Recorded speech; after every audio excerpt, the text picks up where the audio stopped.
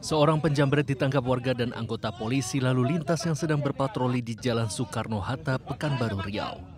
Warga yang kesal dengan ulah pelaku tak segan-segan menghajarnya. Pelaku diketahui menjamret tas seorang perempuan yang sedang mengemudikan sepeda motor hingga korban terjatuh dan sempat terseret. Untuk menghindari amukan massa yang kian meluas, polisi pun membawa pelaku ke Polsek Bukit Raya. Menurut polisi, tersangka bernama Saiful merupakan residivis kasus pencurian sepeda motor dan sudah 5 kali keluar penjara. Untuk kejahatannya dari keterangan dari tersangka Saiful ini kan ya, buatnya habisnya untuk kepoya lah, judi online, judi slot ya kan, untuk beli narkoba, ya untuk main perempuan, buatnya habis gitu-gitu aja, untuk kepoya semua itu. Akibat perbuatannya, tersangka dijerat dengan pasal pencurian dengan kekerasan dan terancam hukuman 7 tahun penjara. Dari Pekanbaru Riau, Muhammad Yusri untuk CSI RTV.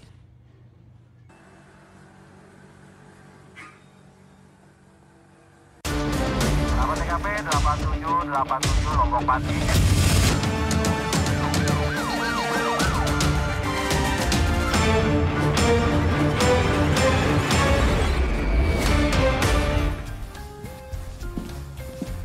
Halo, selamat malam sahabat RTV. Kembali berjumpa dalam CSI Catatan Seputar Investigasi. Brigadir Putu, kita punya informasi apa saja untuk malam ini? Ya, Ezra dan sahabat RTV, selain informasi penjamret dihajar warga yang sudah sahabat saksikan di awal, kami juga memiliki informasi mengenai seorang pria yang tewas termutilasi di jalanan. Bersama saya Ezra Dianto. Dan saya Brigadir Putu Fungki. Inilah CSI selengkapnya.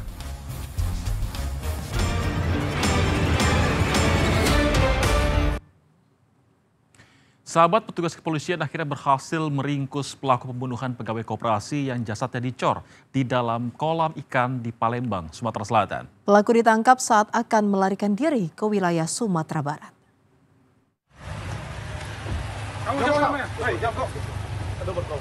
Antoni tak berkutik saat petugas Satreskrim Polrestabes Palembang meringkusnya dari tempat persembunyiannya di Provinsi Sumatera Barat. Ia diduga menjadi otak dalam kasus pembunuhan pegawai koperasi yang tewas dan dicor di dalam kolam ikan di salah satu toko pakaian di Palembang. Setibanya di Bandara Sultan Mahmud Badarudin II Palembang, pelaku langsung digiring dan dijaga ketat petugas ke Mapolrestabes Palembang. Usai penangkapan Antoni, kini polisi masih memburu pelaku lain berinisial PS. Sehingga kita berhasil menangkap pelaku utama, otak pelaku pembunuhan berencana di wilayah Sumatera Barat. Dan itu yang bisa saya sampaikan saat ini, dan kami akan mendalami dulu. Setelah itu kami akan sampaikan kepada rekan-rekan saat rilis yang di Polrestabes Palembang. Itu ya. Sebelumnya, warga Maskarebet Palembang digemparkan dengan penemuan jasad pegawai koperasi yang dicor dalam kolam ikan di toko pakaian milik pelaku. Korban dilaporkan hilang oleh keluarganya sejak 9 Juni lalu dan terakhir terlihat di toko pakaian tersebut untuk menagih utang. Korban diduga tewas dianiaya para pelaku sebelum dicor di kolam ikan. Pada leher korban juga ditemukan luka bekas jeratan. Dari hasil penyelidikan diketahui motif pelaku membunuh korban dilatar belakangi soal utang koperasi. Dari Palembang, Sumatera Selatan, Adi Asmara untuk CSI RTV. Sahabat, kita ke kasus lainnya. Seorang pria ditemukan tewas termutilasi dengan potongan tubuh tersebar di Jalan Raya Cibalong, Garut, Jawa Barat. Dari hasil pemeriksaan dan olah tempat kejadian perkara, diduga korban dan pelaku merupakan orang dengan gangguan jiwa atau ODGJ.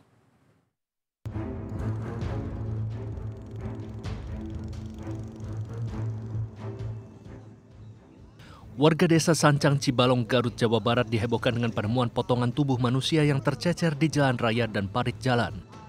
Potongan-potongan tubuh dari jasad berjenis kelamin pria itu diduga merupakan korban mutilasi. Sebagian potongan tubuh korban ditemukan terbungkus dalam karung bekas.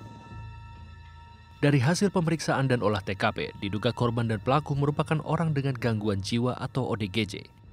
Pelaku berinisial E berhasil diamankan tak jauh dari lokasi kejadian.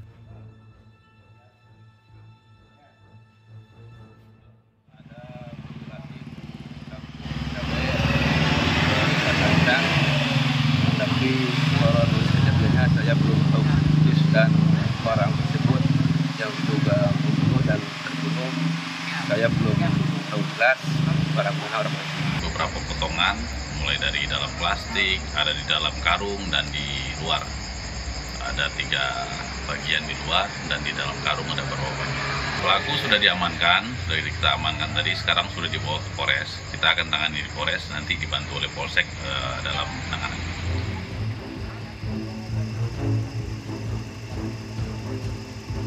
Kini polisi masih menyelidiki kasus tersebut, termasuk mengidentifikasi jasad guna mengetahui identitas korban. Seluruh potongan tubuh korban telah dibawa ke RSUD Dr. Slamet Garut untuk dilakukan otopsi. Dari Garut, Jawa Barat, Idrus Andriawan untuk CSI RTV. Sementara itu, sahabat, seorang perempuan di Kabupaten Pati, Jawa Tengah ditemukan tewas di kamar mandi indekosnya. Saat ditemukan, kondisi jasad bersimbah darah. Diduga perempuan ini menjadi korban pembunuhan.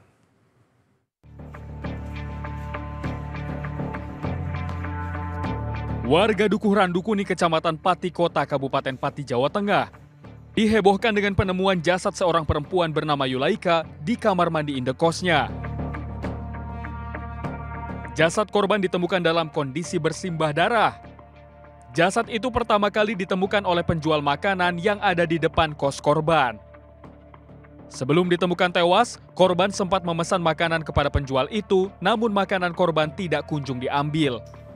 Jasad korban kemudian dibawa ke Rumah Sakit Umum Daerah Suwondo, Pati. Dari pemeriksaan awal ditemukan sejumlah luka sayatan di leher dan perut korban. Kuat dugaan Yulaika menjadi korban penganiayaan disertai pembunuhan. Tapi yang jelas itu pembunuhan kemungkinan sudah meninggal di TKP. Korban laki-laki atau perempuan? Perempuan. Ya. Dia penghuni kos-kosan apa? Iya, penghuni kos itu. Tapi namanya saya kurang tahu. Kasus ini tengah diselidiki aparat kepolisian setempat. Dari Pati, Jawa Tengah, Muhammad Minan untuk CSI RTV.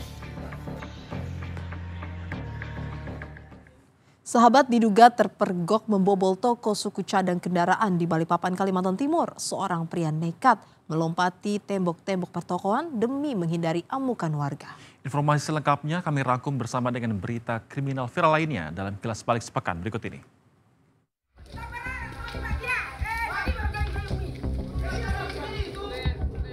Rumah seorang wartawan bernama Sempurna Pasaribu di Jalan Nibung Surbakti, Kecamatan Kabanjahe, Kabupaten Karo, Sumatera Utara habis terbakar. Korban bersama istri, anak, dan cucunya tewas dalam kebakaran ini. Kerabat korban menduga kuat rumah tersebut sengaja dibakar oleh sekelompok orang.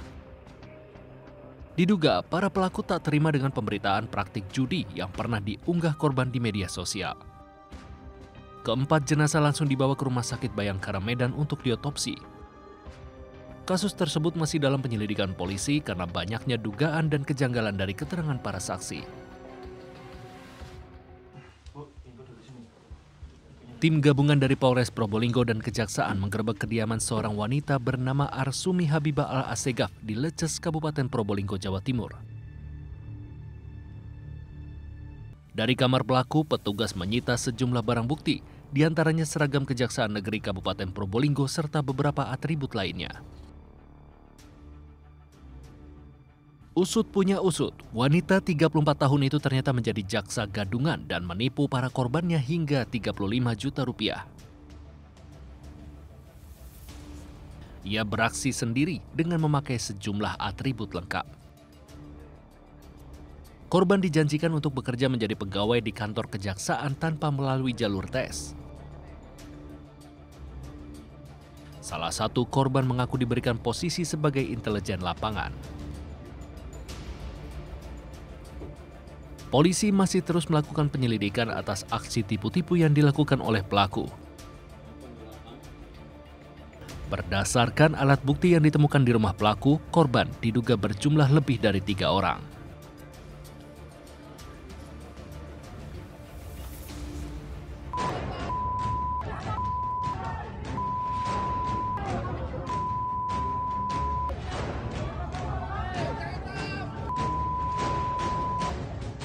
Layaknya superhero, pria ini berusaha melompati tembok-tembok pertokoan di Jalan Ahmad Yani, Balikpapan, Kalimantan Timur. Aksi itu dilakukannya demi menghindari amukan warga usai dirinya terpergok membobol toko suku cadang kendaraan.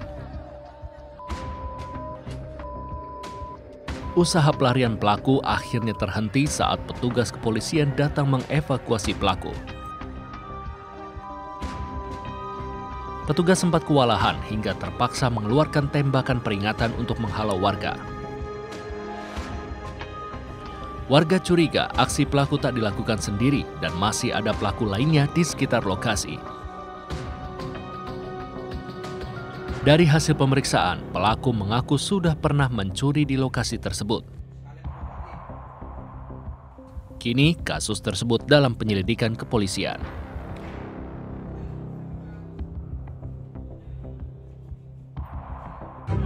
Konser Guyon Waton di Pasar Kemis gagal total, penonton ngamuk hingga bakar.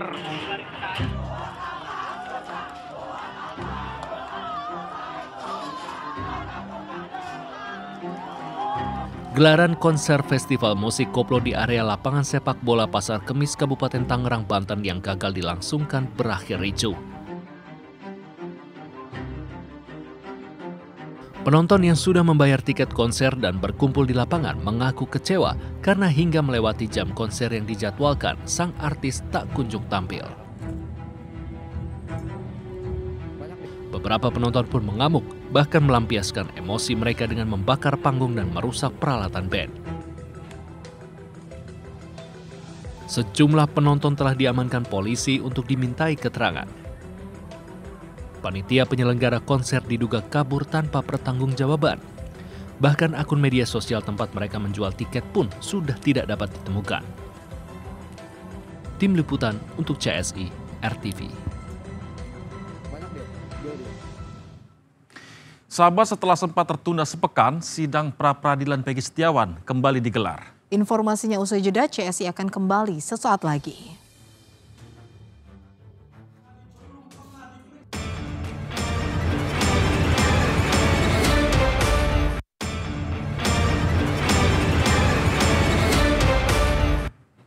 Kembali di CSI, sahabat, setelah sempat ditunda selama sepekan, Pengadilan Negeri Bandung kembali menggelar sidang pra-peradilan Peggy Setiawan dalam kasus pembunuhan Eki dan Vina. Berbeda dengan sidang sebelumnya, dalam sidang kali ini, tim kuasa hukum Polda Jabar hadir. Bahwa berdasarkan keterangan ahli dan termohon bahwa pemohon hingga saat ini, di mana pemohon sama sekali belum pernah diperiksa untuk...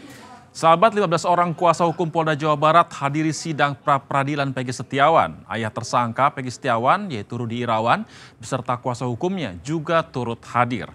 Sidang memiliki agenda pembacaan permohonan dari pihak Peggy Setiawan yang meminta agar Peggy dibebaskan dari tuduhan kasus pembunuhan Eki dan Vina pada tahun 2016. Rangkaian sidang pra-peradilan ini akan dilanjutkan Selasa 2 Juli 2024 dengan agenda tanggapan dari termohon yakni Polda Jawa Barat. Diperkirakan putusan sidang baru akan dibacakan pada Senin minggu depan.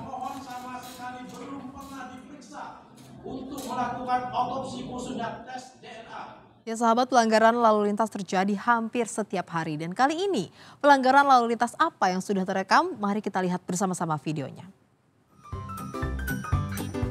Ya sahabat, ini dapat kita lihat ya, ada satu pengendara ojek online begitu ya yang melawan rambu-rambu atau melawan traffic light nih. Mungkin ya dia terbiasa lewat kawasan ini dan sudah tahu nih di mana saatnya dia bisa curi-curi begitu ya. Tapi kan apes itu tidak ada di tanggalan ya sahabat. Bahaya itu kita tidak pernah tahu datangnya dari mana. Jadi jangan coba-coba deh untuk melanggar rambu-rambu lalu lintas. Ya sahabat, pada pasal 106 ayat 4 Undang-Undang Lalu Lintas dan Angkutan Jalan tertulis, setiap orang yang mengemudikan kendaraan bermotor wajib mematuhi ketentuan-ketentuan. Salah satunya seperti rambu perintah atau rambu larangan. Seperti yang kita ketahui, fungsi dari traffic light ini untuk mengatur pergerakan kendaraan agar lalu lintas bisa berjalan dengan lancar. Dan bagi pengendara yang dengan sengaja melanggar rambu-rambu lalu lintas dapat dikenakan sanksi sesuai pasal 287 ayat 1 dengan pidana kurungan 2 bulan dan denda Rp500.000.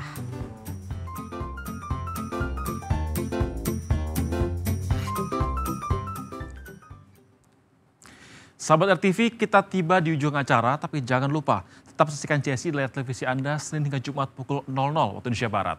Saya Ezra Hadianto. Dan saya Brigadir Putu Fungki. Hati-hati, kejahatan akan senantiasa meninggalkan jejak dan pasti akan terungkap. Sampai jumpa.